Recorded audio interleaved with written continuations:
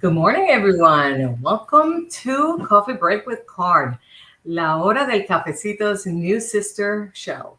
My name is Lourdes Quinones, and I am here to welcome you to another episode of Coffee Break with Card. Coffee Break with Card is a program dedicated to all those in our community who are living with autism and to their family members and all those who support them. So come on in, join us. Welcome to the table. Sign in the comment section and let us know if you're drinking your coffee with us. We'd love to say hello to you. In today's program, we are going to be talking about some ideas about how to make your child successful at school by incorporating some ideas at home. Olivia will be talking to us and sharing some suggestions of things that we can do to prepare a good learning space, as well as some strategies to assist with the homework and study breaks. So join us. We have a lot to talk about. But before we get started, I'd like to introduce you to your coffee break hostesses of today. As I mentioned, my name is Lourdes Quinones, and I am a card consultant assigned to the primary age group. And professionally, I am also a pediatric physical therapist as well as a special education teacher. I am joined by my colleagues, Olivia McDonald. Buenos dias, Olivia. Buenos dias, Lourdes. Good morning. And Maggie Aldana. Buenos dias, Maggie. Good morning, Lourdes. Olivia McDonald is an excellent professional in the field of public health. She is a card consultant assigned to the primary age group, just like me. And Olivia is a mother of a beautiful baby boy and has a younger brother diagnosed with autism. Welcome, Olivia. Thank you. Maggie Aldana is an excellent special education teacher and is the previous chair for the CARD Constituency Board. And she's a mother of 3 children, 2 of whom are diagnosed with autism. Welcome, Maggie. Thank you, Lourdes. Jasmine Castellano is going to be out for a few weeks, but she'll be back as soon as she's able to. And we send her our love and support. We miss you, Jasmine. I hope everything is well. We'll see you when you get back. And as we mentioned before, we'd like to get started, but not without, as usual, going over some of the rules we'd like to adhere to. Make sure we have a safe environment for all of us. Remember to keep an open mind and a positive attitude and use some respectful language. Olivia, would you let us know if there's someone we need to say hi to before we get started? Yes, we want to say good morning to Chris again, Hi, as Chris. well as Jennifer, Mark, and Philomena. Jennifer, hi, Mark, and hi, Philomena. How are you? Number 1 fan. All right. Welcome to Coffee Break with Card. Okay. So in today's program, I can mention, we are going to be talking about some ideas about how to help your child be successful at school by incorporating some ideas at home. And like I said, Olivia is going to be sharing with us some suggestions of things we can do to prepare a good learning space, as well as some strategies to assist them with homework and some study breaks. So join us. We have a lot to talk about. Let's get started. Olivia, what does a good learning space look like in the home? So, what a good learning space looks like, really, it depends on the student. Parents sometimes think that they need to recreate a work environment at home that is, identical as possible to the work environment at school, but that might not be a good idea. First of all, the physical layout of the home or how other family members need to use the space might make that difficult. But they're also assuming that the school, the school work environment is ideal, and they may be overlooking opportunities to better support their child. Oftentimes the workspace at home, you're going to be able to be more flexible and more creative than the options at school. Also, it's important not to think about just the physical space, but of using things like activities, sensory tools, and visual tools to really create, a whole supportive environment. That is true. I love that, Olivia. Do you have advice for parents on starting this process at home? Yes, so it can be kind of overwhelming to think of like where do I start? But I think first a parent can observe their child at home and then kind of answer these following questions like when is my child the most comfortable? Are there environmental changes that are distracting, like when the air conditioning turns on? Are there certain transitions between activities that are harder than others? And also, is there anything that helps my loved one to, reset?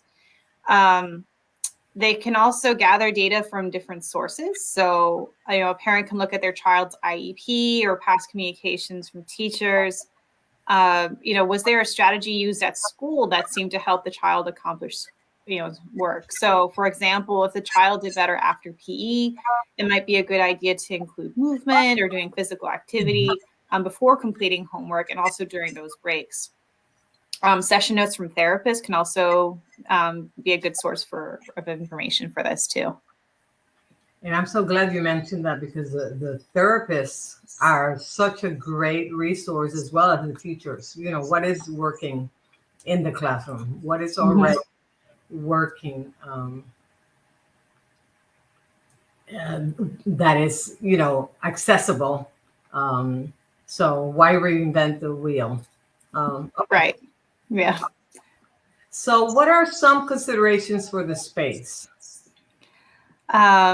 So first of all, there might not be just one space that's good to complete homework, especially if certain subjects cause more anxiety. So, for example, a child might be okay doing their math homework at their desk, but prefer to do their reading assignment on the couch or lying on the ground or sitting in a beanbag chair. The workspace might also need to be located somewhere unconventional to minimize distractions and sensory overload. With my family, when my brother was younger, his small desk and chair were actually set up in a bathroom because it was the least stimulating room in our house. And he did better with no distractions. Also, my mom would sit across from him instead of beside him, so he wouldn't have to keep turning his head and could remain focused. And we also noticed it kind of helped him with getting more comfortable with, making more direct eye contact with people, kind of as a kind of secondary benefit from that setup too. Wonderful. And what are some sensory considerations caregivers should keep in mind? So before I answer that, let me go ahead and share my share the PowerPoint screen here with you guys. So I know you should be able to put it up there now, Lourdes. There we go. So I know this is, I'm kind of preaching to the choir here with you, Maggie, but I think a child's sensory needs are important to consider, even if he or she doesn't have very obvious sensory sensitivities. We all use stimulation to help to stay calm and focused, whether that's, tapping our foot, twirling our hair, or listening to music while we work.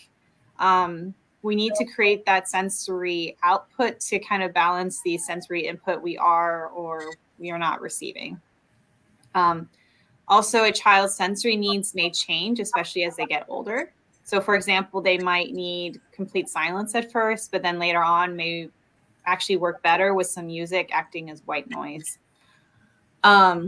So noise canceling headphones, sensory vests, these wiggle seat cushions that you can either use like on the chair or on the ground. Yoga balls, this computer mouse called the Hoglet, which is a regular computer mouse, but it's also has like that fidget cover you can put over it. Exercise bands that on chairs or desks are just some of the examples of potentially helpful sensory tools.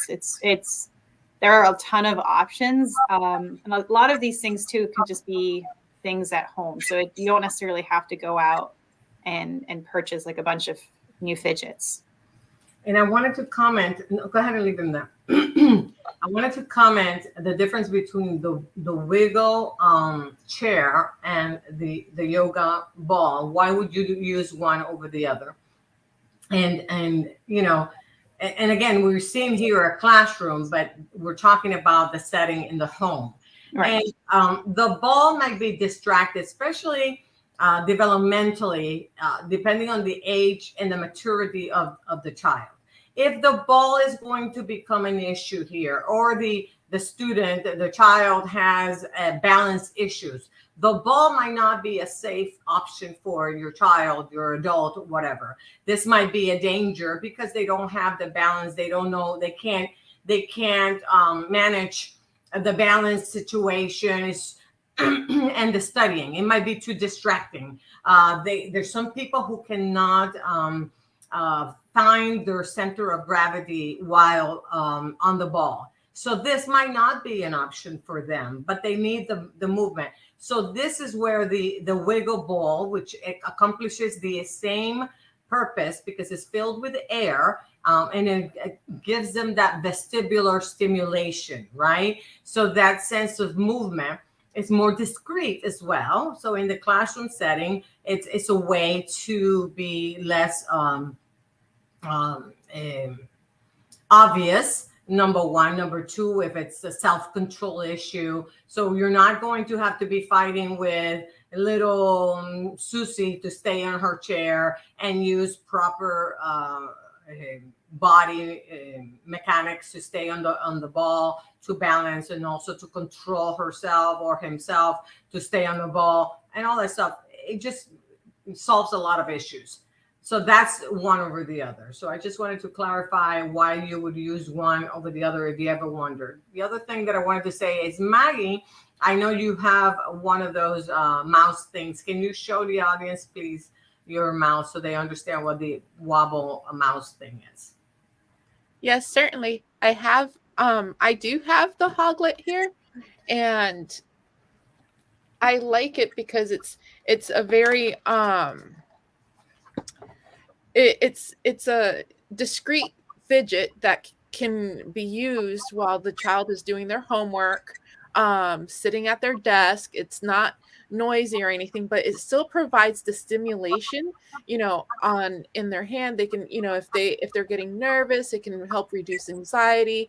They can move it just like a regular mouse. And like Olivia mentioned, it's a cover that's washable as well, and it's a silicone cover, and you can just wash it off, wipe it off, put it back on the mouse, and the child, or the individual you're is still using, getting work done, being productive, and getting the sensory input that helps them concentrate on getting the work done, or getting through tough assignments that may be challenging.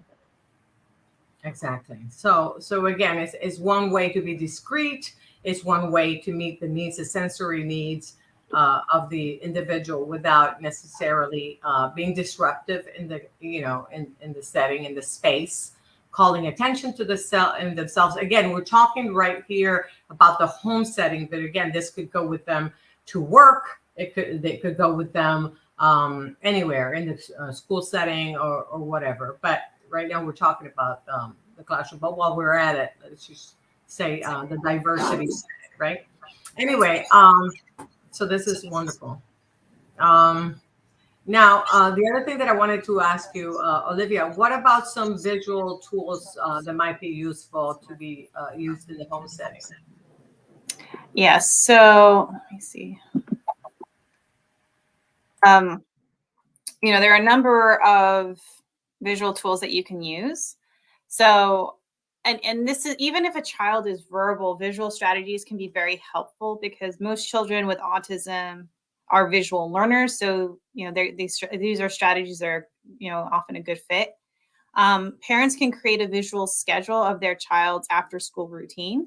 So they can use photos of their child doing each activity, or maybe when they're a little bit older, they can use images of each activity that their child can then remove as they complete that activity.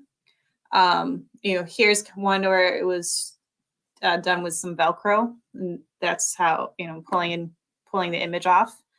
A task analysis can be used to break down assignments into steps that aren't so overwhelming. And, you can also include time for breaks in that task analysis. A choice board can be used to help a child pick an appropriate activity to do during homework breaks. And then here with this example, there are different areas of a child's desk that can be labeled to help them visually see, what worksheets, for example, they still need to be done, which one is currently being worked on, and also to then see their completed work. And then visual timers can also help a child to know how much time left they have to continue to focus on homework or how much time remains in a break. And I know sometimes with visuals, if a family isn't sure how to create them or what visuals would maybe be the best fit for their particular circumstance, it can be a little confusing, but this is something that CARD can actually help them with too. So you can always reach out to us for that help. Yes, and I had some visual things to show. And again, Olivia and I are in the early age group, so I'm always thinking about developmentally appropriate things and how to age up things and age down things. So I like that you talked about using pictures because depending on the developmental age of the student, the child, but it might be an adult that is still at the developmental age, cognitively in learning age, that is still at the concrete stage. So using pictures versus abstract. So you have to ask yourself, should a picture be more appropriate than a drawing? Or should words be more appropriate? You don't want to use pictures when your student can read, right? So that's a question that you can have to ask, or you can pair like a picture with the word. Yes, exactly, and that's always a good technique to move them up, right? The other way is you don't need to be fancy. You can use stickies, and you can and here I'm using number 1, number 2, number 3, but just to this could be the activity, so it would be like a picture, or it would be a word and the picture and the word, to move them up. But whatever, it's just the order. It could be something as easy as a manila folder, or it could be whatever, a clipboard. But the idea of using sticky notes that are colored, and then you can let's say that this is a handout, right? So the student, the child, or the adult, the individual can match it by color. And this is, again, pre-reading skills. So you're matching by color. Then let's say the activity number 3, they have to match by read the book, and so they're matching by color. Then also using shoe boxes. It doesn't have to be clear. It could. Let's say that this is a puzzle or manipulatives or whatever. It goes in here. So they know the order of things that they're completing. So again, using the idea of first, then. So look, if you look at the pictures, the first one is something they don't really like, the pink one. So it's a new activity. So that's the homework. And then the second thing is the happy thing, whatever they chose. So it could be something that they like to eat or something that they want to do. So don't always think, I always say, don't think that they want the same thing. So it's not always a sticker that they want. And it's not always a sweet that they want. Let them choose. So using a choice board, like you mentioned. So in the choice board, put things that include salt, then salty things, because they might want salty or they might want sweet. You don't always want coffee all day long, or you don't, you know what I mean? Like it could, you want coffee at 6 o'clock in the morning, but I bet you don't want coffee at 10 o'clock at night. You want something more tasty at night, right? Like ice cream, right? Anyway, so give them choices. You don't always want to jump. You might want to swing. You might want to run, right? So give them choices, and they pick what that choice is. The other thing that I wanted to show is that it doesn't have to be fancy. You can use index cards. And here is the choices. You finish this activity, you finish this activity, and developmentally again. If it's a little baby, pre-K, you're not going to give them 4 things before they get their reward, right? Or their reinforcer. You might just give them 1 or 2 things to do, and then they get their reinforcer that they choose. So, age it up according to their age, and then they get their reward. And lastly, whatever activity, start out with something easy, sandwich it up, something easy that they already know how to do, so they want to get engaged. Squeeze it in between something easy again with something new that they're learning, so it's challenging them, and then end it up on an easy activity. That way they're more likely to engage with you next time. You're challenging them. You started in a happy note, end with a happy note, and then they'll want to engage with you next time. Tricks to get them engaged, and it's happy for you, happy for them. I love the idea about your mom being in the small space in the bathroom. I love that, in front of them. That's actually how they do it in the classroom. Teacher is usually in front of the student. So I love that about your mom. Again, they don't have to be sitting down to learn. Students can learn, and if they need movement, get them move them. Use furniture. Watch your therapist. What does your therapist do when they come home? When I was visiting the home to do therapy, I would use the couch and the coffee table to work with the student. You can use the corner of the room, put a diagonal table around them. That way they can move around. They don't have to be sitting down, but you need to use furniture to narrow the area within which the student can learn. And they can be moving. Let them move. If they need movement, give them movement. Those are the little things that I wanted to throw in there just to make it easy. Have fun. Make it fun for them. If they can have fun, how are we doing in time? Perfect. Okay. What else? Anything else? Maggie. I love all the ideas, the choice boards, using the furniture. Those are all things that we can consider using in our homes, and for our children, so that they can be successful. I have a question for you, Olivia. Do you have any more advice for managing break times? I do. And actually, let me reshare the screen just for a second. So the when I would recommend keeping the breaks short, between 5 to 15 minutes. And then also make sure the activities they're doing during breaks are not so enjoyable that, that transition back to work is going to be extremely upsetting. Using a punching bag, jumping on a small trampoline, a short game of Twister, going for a walk, even doing a coloring page, or just some, possible ideas for break activities.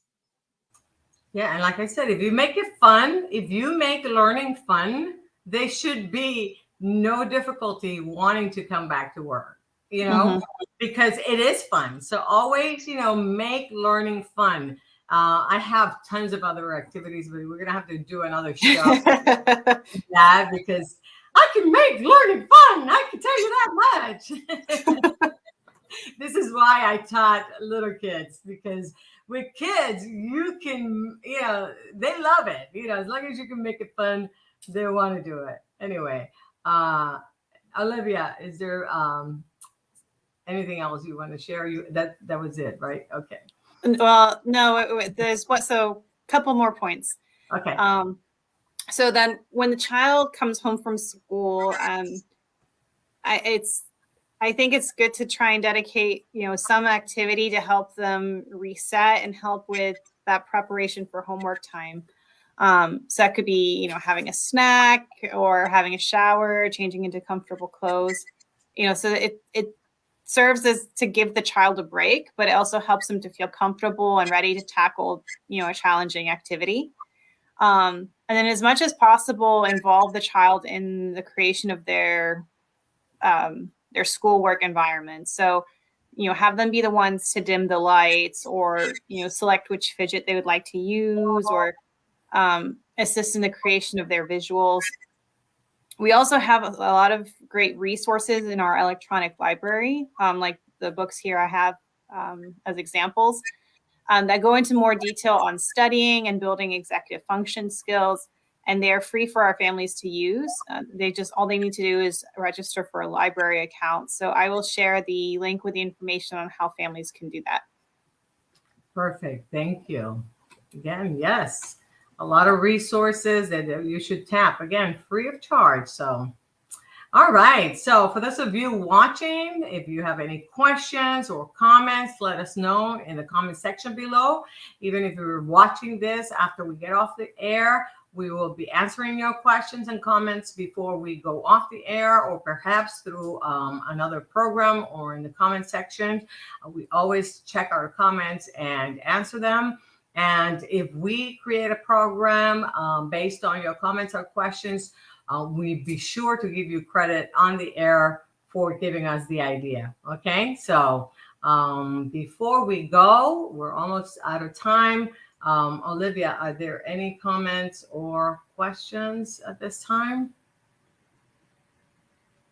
No question. Perfect. All right.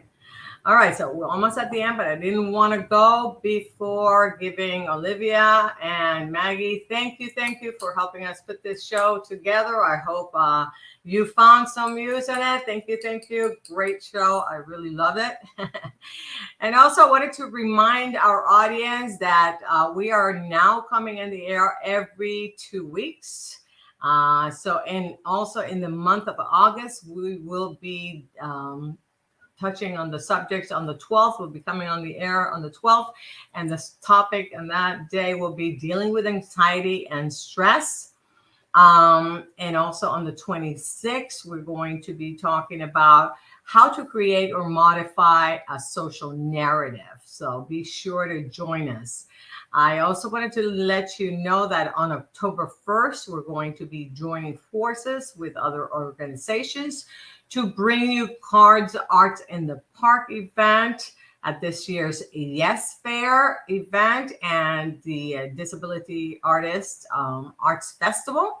And we are already uploaded the flyer and have begun to sign up exhibitors. So if you would like to donate 1 or 2 20-minute adapted art or movement activities related workshops or classes, and at this multi-exhibitor event, you are an organization, please contact me at lourdesq at usf.edu for more information. And in exchange for your donation, we will, be glad to let you set up a table and exchange information for your organization. So be sure to join us. Space is limited and we're filling up quickly. So you can't miss it. So join us, okay? And that brings us to the end of the show, but I didn't want to go before we let you go ahead and be sure to share the resources for the library, as well as ask you for a little favor, and is make sure that you go in and give your opinion. Let us know how we're doing. This is the way that we can justify the time that it takes us to put together this type of programming and be in the air with you. We appreciate it. If you've done it before, we have to ask for one of these every time we come on the air. So thank you for taking time to do this. Thank you. All right, and that brings us to the end of the show. And all right, so we'd love to ask you for another last favor, is to give us a like. Share this video with people that would benefit from this type of programming, and be sure to meet us again here every other Friday at 10:45 a.m. And so we can share a cup of coffee with you, and while we spill the beans on important topics related to autism. Okay, until then, we wish you good vibes and hot coffee. Hot coffee. Bye-bye. Have a great weekend. See you then. Bye-bye.